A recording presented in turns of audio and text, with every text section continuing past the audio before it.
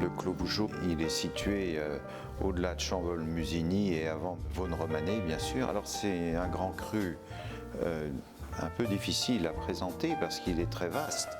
C'est le plus grand cru de la Côte de Nuit en termes de surface. Alors le domaine a une parcelle très bien située à l'intersection des Baux de Saint-Martin, du Grand Maupertuis, avec des rangs qui font 220 mètres de long et 2 hectares 20 en plein milieu du clos. C'est une situation qui est rêvée. L'autre intérêt de notre parcelle, c'est son âge.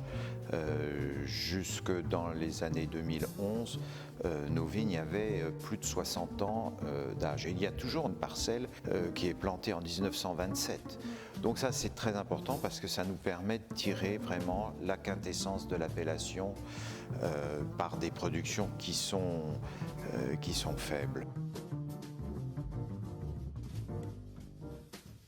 L'historique familial, j'allais dire, qui se transmet de grand-père à petit-fils, c'est très important. Nos tâches, nous les faisons avec une grande connaissance des parcelles.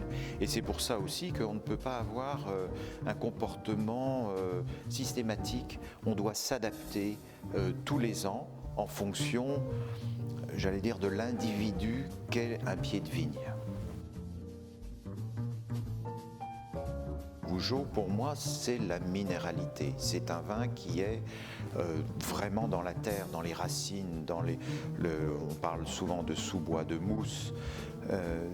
Oui, et puis très velouté en même temps. Donc c'est un vin à la fois très puissant, qui est imposant, qui est cardinal.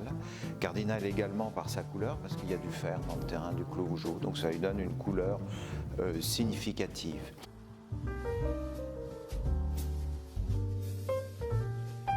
Il est à la fois soyeux, tout en finesse, en distinction, et puis il a une grande profondeur.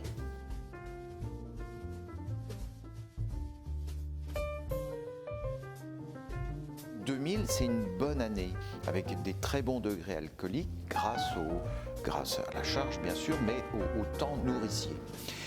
Une grande année qui est ouverte aujourd'hui.